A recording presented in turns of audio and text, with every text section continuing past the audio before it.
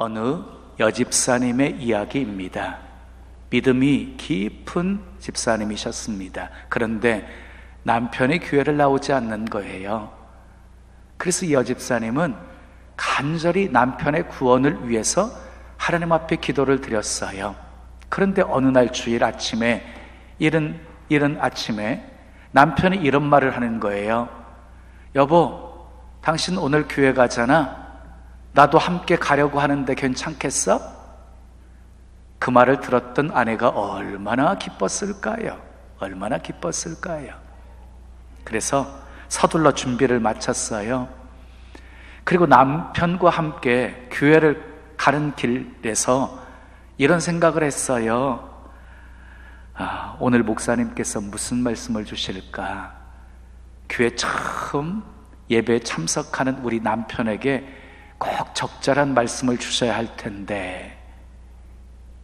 자, 예배당에 와서 주보를 받자마자 가장 먼저 펴본 게 어디였겠어요? 오늘 말씀 구절이었어요. 창세기 5장의 말씀이었어요. 자리에 앉아서 어떤 말씀인지 펴서 읽어봤더니요, 지루한 족보 얘기가 나와 있는 거예요. 누가 몇 살에 누구를 낳고 몇 년 동안 지내다가 몇 살에 죽었다. 아주 이 족보 얘기가 반복되어 있는 거예요. 가슴이 털컥 내려앉았어요. 그러나 성령님이 감동해 주시기를 기도하는 마음으로 예배를 드렸어요. 예배를 끝나고 이제 나오는데요, 남편이 이렇게 말하는 거예요. 여보, 이왕 왔으니까 우리 등록하고 가자. 놀라지 않을 수가 없었어요. 자, 집에 돌아와가지고 믿기지 않은 듯 남편에게 물었어요. 오늘 목사님 설교가 특별한 거 없었던 것 같은데 어떻게 등록할 결심까지 했어요? 그랬더니 남편이 삐씩 웃으면서 이렇게 말했습니다. 오늘 목사님 설교 듣다 보니까 옛날 사람들은 참 오래 살았대. 그러나 결국 그들은 다 죽었잖아. 그런데 말이야, 죽었더라 하는데 내게 이렇게 들리는 거야. 내 귀에는 너도 죽어. 가만히 생각해 보니까 나는 죽음을 준비하고 있지 않았잖아. 그래서 이제라도 죽음을 준비해야 되겠다라고 생각했지. 그래서 등록을 결심한 거야. 성령님이 감동하신 거지요. 성령님이 도와주신 것이지요. 자, 오늘 예배하는 여러분들에게도 오늘 성령님이 감동해 주시기를 축복합니다. 역사를 세 부분으로 나눌 수 있어요. 구약시대, 그 다음에 신약시대, 교회시대, 이렇게 나눌 수 있는데요, 예수님이 죽으시고 그리고 부활하시고 승천하시면서 예루살렘을 떠나지 말고 약속하신 성령을 기다리라고 합니다. 120명이 마가 다락방에 모여서 전혀 기도하기를 힘씁니다. 오순절날 마가의 다락방에 불의 혀같이 갈라지는 성령이 각 사람에게 임하게 되어집니다. 그리고 교회가 시작된 겁니다. 성령 강림으로 교회가 시작된 거예요. 교회가 시작이 되었어요. 그리고 복음이 전파되었어요. 땅끝까지 전파되었어요. 그래서 이방인인 우리도 거룩한 은총을 입게 되어진 것입니다. 근데 성령은 보혜사라고 하는 이름을 가지고 있어요. 성령은 무슨 이름을 가지고 있다고요? 보혜사라는 이름을 가지고 있어요. 이 보혜사를 헬라어로 파라크레토스라고 그래요. 파라크레토스. 파라라고 하는 말은 옆에라는 뜻이고요, 크레토스라는 말은 돕는다는 뜻이에요. 그러니까 성령은요, 옆에서 돕는 분이에요. 옆에서 돕는 분. 자, 성령이 돕는다 하는 의미가 무엇일까요? 힘을 보탠다, 함께 담당한다, 거들어준다, 맞잡아준다, 이런 뜻이에요. 통나무를 힘겹게 옮기고 있는 사람에게 다가가서 한쪽 끝을 이렇게 들어주게 되어지면 굉장히 쉽게 통나무를 옮길 수가 있겠지요. 그게 돕는 거예요. 옆에서 돕는 거예요. 영국의 유명한 설교자 스펄전이 성령의 도우심에 대해서 설명을 하면서 이런 재미있는 예화를 들었어요. 물가에 사는 사람은 한 10살 정도 되어지게 되면 노를 젓는 것을 아버지에게 배우게 되는 거예요. 아버지가 하루는 아들을 노 젓는 것을 가르치려고 배에 태웠어요. 보기는 쉬워도 노 젓는 거 결코 쉽지가 않거든요. 그 아들은 아버지 흉내를 내면서 열심히 노를 저어보려고 했지만 자기보다 훨씬 큰 그 노를 젓기란 그리 쉽지가 않았어요. 거기다가 노 하나 감당하기도 힘든데 물살을 가르면서 앞으로 나간다는 거 정말 쉽지가 않았어요. 아주 힘이 들었어요. 그래서 낑낑대면서 땀을 뻘뻘 흘리면서 노를 저으려고 힘썼어요. 곁에서 지켜보던 아버지가 아들에게 다가오더니 아들 등에 자기 몸을 딱 붙이고 아들의 오른손 위에 자기의 오른손을 얹고 아들의 왼손 위에 아버지의 왼손을 얹고 그리고 함께 노를 젓기 시작했어요. 배가 앞으로 가기 시작했지요. 그러면서 아들은 노를 젓는 것을 배우게 되어집니다. 성령님은요, 함께 노를 저어주시는 아버지와 같습니다. 함께 노를 저어주시는 아버지와 같아요. 그런 의미에서 돕는다고 하는 거예요. 그렇게 노를 저으면 어떻게 해? 너 저리 가 있어. 아빠가 저을게. 이러지 않으신다는 거예요. 내가 노를 저을 때 그 노를 젓는 것이 서툴다 할지라도 함께 도와주셔서 노를 젓게 하시는 분, 그게 성령님이에요. 그러므로 성령님이 도우시면 우리 연약함이 갑자기 사라지는 거 아닙니다. 성령님이 도우신다고 해서 갑자기 우리가 영적 거인이 되어지고 초자연적인 인간이 되어지는 거 결코 아닙니다. 성령이 우리를 그렇게 만들지도 않습니다. 그냥 우리가 움직이고 순종하면 그걸 감당할 수 있도록 성령이 옆에서 도와주시는 것입니다. 여러분 기억하십시오. 성령님은 우리가 연약하기 때문에 오셨고, 성령님은 우리가 연약하기 때문에 우리와 동행해 주시는 것입니다. 그러므로 우리의 연약은 성령이 머물게 하는 필요 조건, 아니 절대적인 조건이 되어지는 것입니다. 자, 이런 차원에서 우리 연약함을 보게 되어진다면 감사의 조건이 되어질 수 있는 것이지요, 연약함도. 그런데 우리는 보통 연약함에 대해서 어떻게 반응을 해요?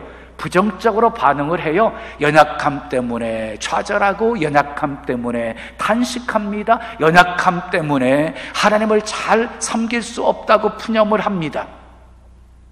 그리고 어떻게 하든지 연약함에서 벗어나려고 몸부림을 쳐봅니다.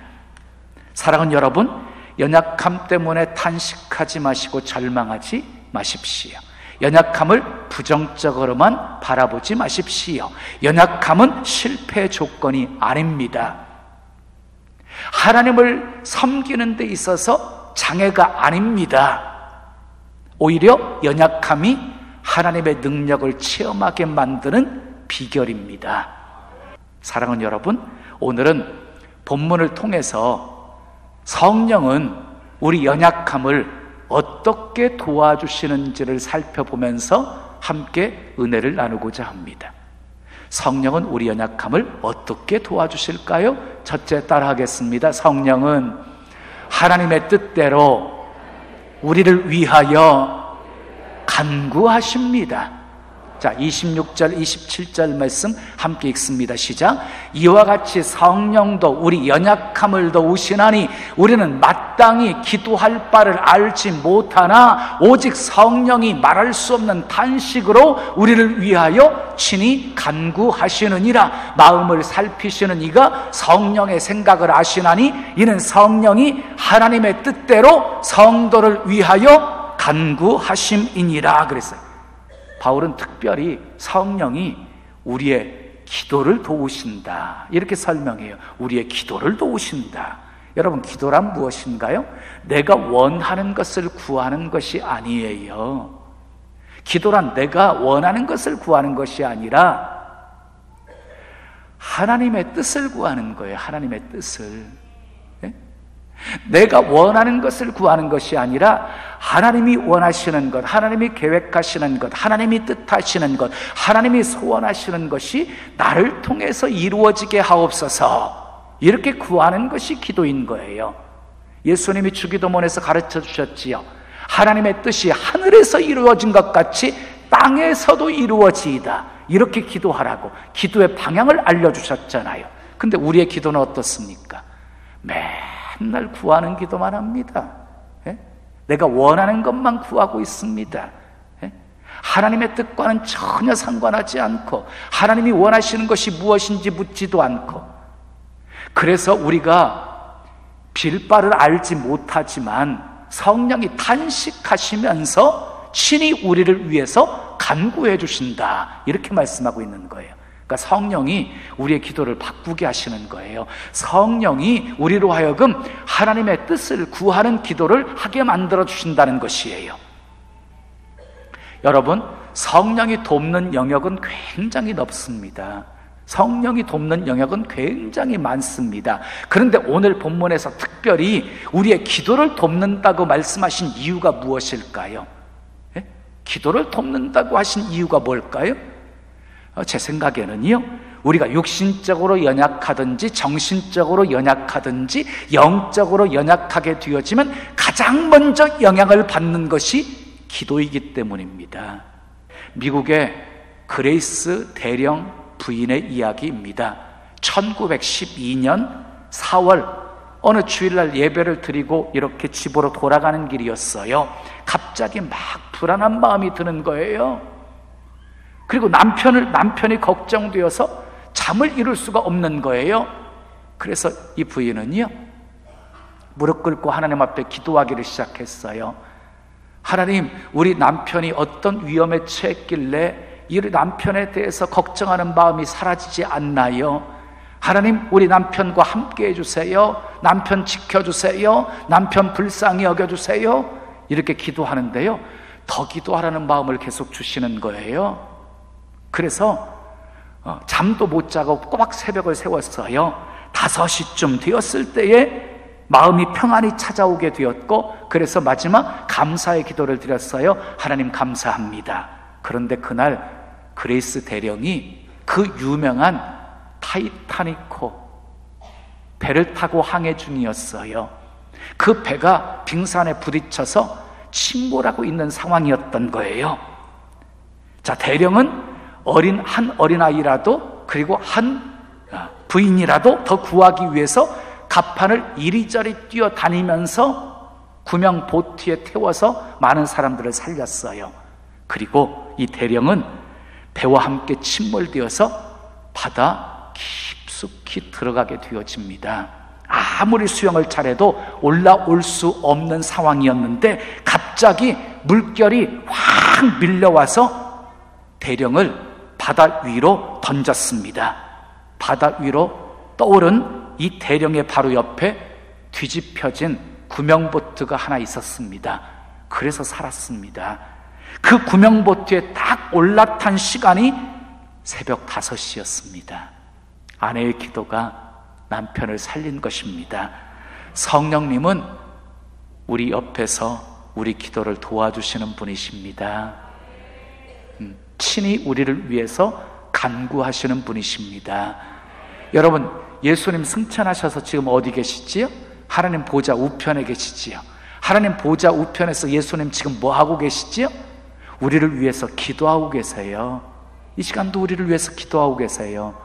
딴 생각하지 못하게, 말씀에 집중하게, 그리고 말씀 통해서 은혜 받게, 이렇게 기도하지 않으시겠어요? 근데 예수님만 우리를 위해서 기도하시는 것이 아니라요, 우리 안에 계신 성령님도 우리를 위해서 지금 기도하고 계세요. 우리는 혼자가 아니에요. 두 번째 따라하겠습니다. 성령은 합력하여 선을 이루십니다. 자, 28절 말씀 보겠어요. 너무 잘하시는 말씀이죠. 시작. 우리가 알거니와 하나님을 사랑하는 자 곧 그의 뜻대로 부르심을 입은 자들에게는 모든 것이 합력하여 선을 이루느니라. 선을 이룬다는 말씀은 결과를 말씀하고 있는 거지요. 여러분 기억하세요. 이 선을 이룬다는 말이 무슨 말인가요? 유익되게 하신다는 말이에요. 더 좋게 하신다는 말씀이에요.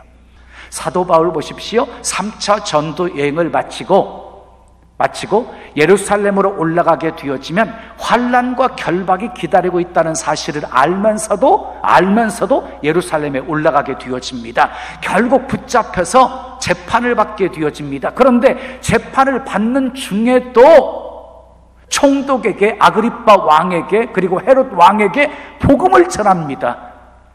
그런 와중 속에서도 복음을 전합니다. 그리고 로마 황제에게 상소를 올립니다. 목적은 하나였습니다. 살기 위해서가 아니라 로마로 가서 복음을 전하기 위함이었습니다. 죄수의 신분이 되어서 이제 로마로 압송되어 가게 되어집니다. 자, 바울을 태운 알렉산드리아호라고 하는 배가 이제 로마를 향해서 항해하는데 순탄하지 않았습니다. 유라굴로라고 하는 큰 풍랑을 만나게 되어집니다. 구원의 소망마저 다 사라져버리게 되어집니다. 여기까지 볼 때 하나님이 하시는 일이 이해가 되지를 않습니다. 그런데 태풍으로 배가 파손되어집니다. 바울의 일행이 멜리데 섬에 도착하게 되어집니다. 불을 피우다가 바울이 독사에 물리게 되어집니다. 원주민들이 그 모습을 보고 살인자에게 독사에 물렸다라고 생각했습니다. 그런데 곧 죽을 줄 알았던 바울이 죽지를 않자 바울을 신이라고 부릅니다.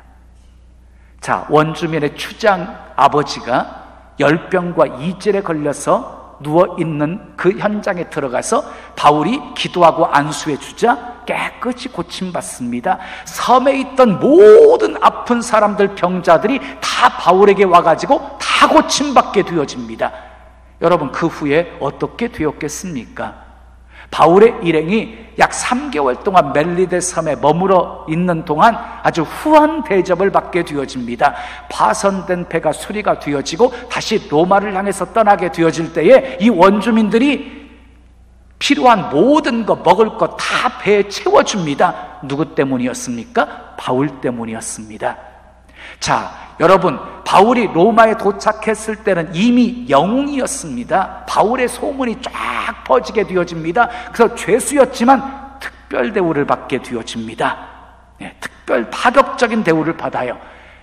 일반 잡범들이 들어가는 감옥에 갇힌 것이 아니라 딱 한 명 군인이 지키는, 딱 한 사람이 지키는, 그것도 다른 곳에 새 집을 얻어가지고 자유롭게 사람들과 왕래할 수 있고, 이미 감옥이기는 감옥이지만 사람들이 왔다 갈 수 있고 자유롭게 복음을 전할 수 있는 상황이 되어진 것입니다. 여러분, 이미 로마에서 바울의 소문이 멀리 퍼져서 많은 로마의 유력자들이 이 바울을 만나고 싶어가지고 예약을 해야지만이 되었습니다. 아침부터 저녁 늦은 시간까지 그들이 바울에게 찾아와서 말씀을 듣고 돌아갔습니다. 바울이 그곳에서 2년 동안 머물면서 하나님의 나라를 전파하고 예수 그리스도에 대해서 담대하게 아주 거침없이 가르칩니다. 사랑하는 여러분, 우리는 하나님이 하시는 일 다 이해할 수 없습니다. 그러나 한 가지 분명한 사실이 있습니다. 하나님은 이해할 수 없는 사건 속에도 하나님의 뜻이 있다는 것입니다. 아멘. 그리고 모든 것 합력해서 선을 이루신다는 것입니다. 믿으시면 크게 아멘 하십시오. 성령은 합력해서 선을 이루어 주시는 분이십니다. 자, 마지막 세 번째 따라하겠습니다. 성령은 우리를 영화롭게 하십니다. 29절, 30절 말씀을 우리 함께 읽겠습니다. 시작. 하나님이 미리 아신 자들을 또한 그 아들의 형상을 본받게 하기 위해 미리 여러분 이 말씀 보세요. 다시 앞부분으로 가셔서 하나님께서 우리를 미리 아셨다. 미리 아셨다. 그리고 뒤에 미리 정하셨다. 미리 아시고 미리 정하셨다. 그 다음 이어지는 말씀 읽어요. 이는 그로 많은 형제 중에서 맏아들이 되게 하려 하심이니라. 또 미리 정하신 그들을 또한 어떻게 하시고 부르시고, 또 부르신 그들을 또한 어떻게 하시고 의롭다 하시고, 의롭다 하신 그들을 또한 어떻게 하셨다? 영화롭게 하셨느니라 그랬어요. 이게 구원의 순서예요. 구원의 순서예요. 하나님이 미리 우리를 아셨어요. 미리 우리를 아셨어요. 그리고 미리 정하셨어요. 우리를 구원하시기로 예정하셨어요. 그리고 때가 되니까 하나님이 부르셨어요. 부르신 다음에 우리를 의롭게 하셨어요. 그 다음에요, 영화롭게 하신대요. 그러니까 여러분 보세요. 구원의 마지막 단계가 무엇인가요? 영화롭게 하시는 거예요. 영화는요, 주님의 재림의 때에 이루어져요. 주님이 딱 재림하실 때에 주 안에서 잠자는 자들이 먼저 일어나게 되어지잖아요. 부활입니다. 첫 번째 부활입니다. 그때 부활은 어떤 몸으로 부활하는 것입니까? 더 이상 썩지 않는 몸으로 부활하는 것입니다. 영원히 죽지 않고 영원히 살 것입니다. 죄를 짓지 않는 거룩한 몸으로 부활입니다. 완전한 의의 병기, 하나님을 찬양할 수 있는 몸이 되어지는 것입니다. 그리고 하나님 앞에서 영원한 은혜를 누리게 되어지는 것입니다. 이것이 영화입니다. 이것을 영화라고 하는 거예요. 그런데 영화에는 성화의 과정이 동반되어져요. 성화의 과정이. 성화는 우리가 예수님을 믿는 순간부터 시작이 되어지는 거예요. 자, 성화는 영화의 준비예요. 성화가 무엇인가요? 성화는 예수님을 닮아가는 거예요. 예수님을 닮아가는 것. 자, 예수님을 닮다 보면 계속 성화되어져서 영화에 이르게 되어지는 거란 말이지요. 그런데 우리는 예수님을 닮기 위해서 우리가 해야 될 일이 있어요. 육체의 욕심을 십자가에 못 박아야 됩니다. 거룩하게 살아야 됩니다. 성령에 순종해야 합니다. 말씀 지켜야 됩니다. 아멘 할 때까지 죄와 싸워야 됩니다. 이 세대 본받지 말아야 됩니다. 우리 몸을 하나님이 기뻐하실 거룩한 산제사로 드려야 됩니다. 이렇게 해서 우리가 점점 거룩해지면 죽음 이후에 부활을 통해서 영화에 들어가게 되어지는 것입니다. 그리스도의 영광에 참여하게 되어지는 것입니다. 그러나 하나님은요, 우리를 영화롭게 하시기 위해서 반드시 고난을 당하게 하신다는 거예요. 영화를 누리게 하기 위해서 반드시 고난을 통과하게 하신다. 자, 로마서 8장 17절 18절 함께 읽습니다. 시작. 자녀이면 또한 후사, 곧 하나님의 후사요, 그리스도와 함께한 후사니 우리가 그와 함께 영광을 받기 위하여 뭣도 고난도 함께 받아야 할 것이니라. 생각건대 현재 고난은 장차 우리에게 나타날 영광과 좋게 비교할 수 없도다 그랬어요. 자, 우리는 그리스도와 함께 영광을 받기 위해서 그리스도와 함께 고난도 받아야 됩니다.